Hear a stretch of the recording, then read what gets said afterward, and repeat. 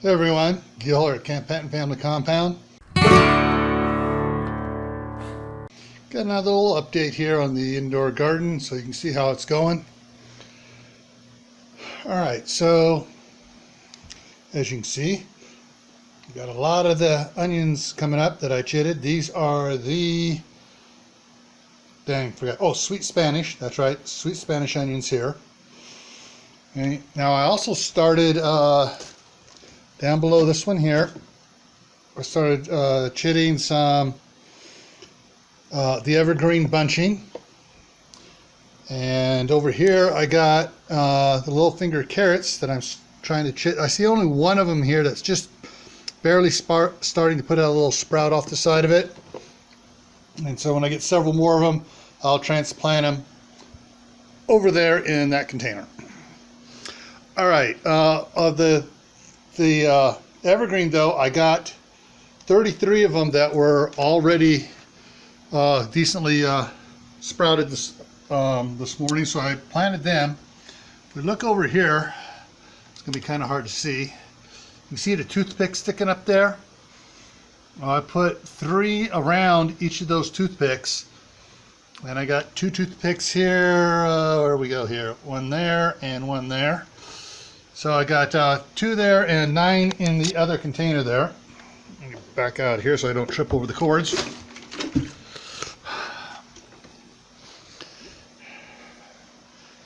And let's see what we got over here. All right, so this is the replacement tomato. And then the 2 basil there, the one grandson came over and he was told not to go with it when I was working with other grandsons on the potty. He came over and dumped them out and uprooted them. And fortunately I caught him within minutes, and I potted them. But this one looks like it's doing okay. That one maybe a little sadder. I'm not sure. I may need to go trim off these lower, the original seed leaves off, so it's not trying to keep those alive. Now this here is a cloning experiment. On this tomato here, the branch that was on the far side over here was down in the dirt, and you don't want the branches down in the dirt, so I cut it off. I stuck it in some water here, gave it a couple tablespoons of the Epsom salt mix, which is a tablespoon of Epsom salts to 3 tablespoons of Epsom salts to a gallon of water. And so I took a couple tablespoons of that water and dumped it in here with the other water, so it's really diluted down, but it helps the root up here. So it's been in there for about a day or so, and I see little fuzzies look like they may be starting to send out roots. We'll know in a couple more days. All right, so over here are the burgundy, the red burgundies onions in here, and so they're going pretty good. I got about 60 of them in here, but some are a little bit slower to come up. You know, see some of these are just now starting to come up here from where after I chitted them, they were sprouted. I put them in here, and they're coming up slower. So it took about a week worth of a difference between the first ones that sprouted and the last ones that sprouted. So, and as you can see, the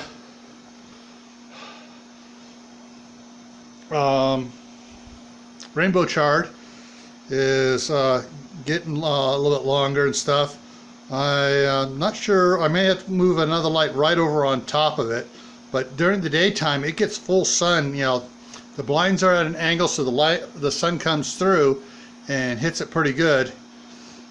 And then the lettuces are doing pretty good. I went ahead and planted the 4th one. I actually seeded. This here was a volunteer, 2 seeds dropped in by accident. Yeah, it was with that one. And just took, like 10 days longer to germinate. So, and then of course I got a couple longer there, and there's another one down in there somewhere of the Walla Wallas. I only had 3 Walla Wallas that survived germination and Danny playing with them.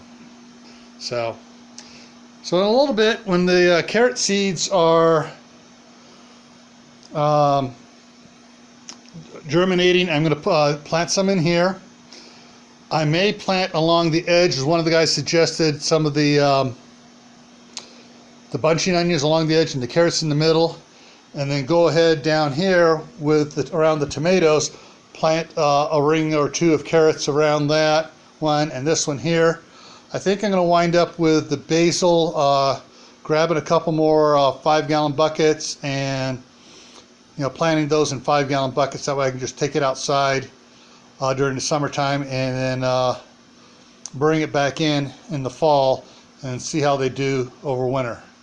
But yeah, it's going. And oh yeah, and I've been raising these up quite a bit. They were sitting down on this when I started out, and now they're up there. I just raised them up another couple inches because they were down here, and they were, as you can see, it's getting kind of tall out there in the middle there, for it to be that close. So moved it up, and it seems to be, everything seems to be coming along. I do have, it looks like a possible where it's going to flower here in a little bit, and a couple of them there. This one here just likes curling up. If I stretch them out, all of a sudden these all curled up the same way. So I stretched it out a few times, and then all of a sudden it started growing right. So, all right, so that's what's going on right now, and hopefully everything will keep moving positive like it has been, and it'll go through summer, and we'll see how it goes through the winter come November. And I forgot to show you something else here on the tomato I did. So I put in a stake here because when Danny was over here playing, he laid it over. And I've put a couple of the clamping rings here on it, here, one there and one there to keep it straight. And let me show you what those look like over here.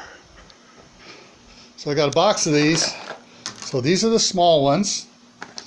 Pull out one of the big ones, see if I can get it out here. That's what the big ones look like. So I got a big one down near the lower on the base of the tomato because it's too big to fit in one of these. And as it grows, I'll just move the rings farther up, just to give it a little bit of support, not a lot, because even right now you can see I got the fan blowing on it, so it is wiggling. Alrighty. So as always, stay happy. Don't let life get you down. Stay safe. Don't go out and do anything foolish. Keep adding to your preps food, water, medicine, skills, and plant something. It's not that hard. I got lettuce growing indoors. I got, tomatoes doing great indoors. Onions. So you can do it too. Alrighty? Take care.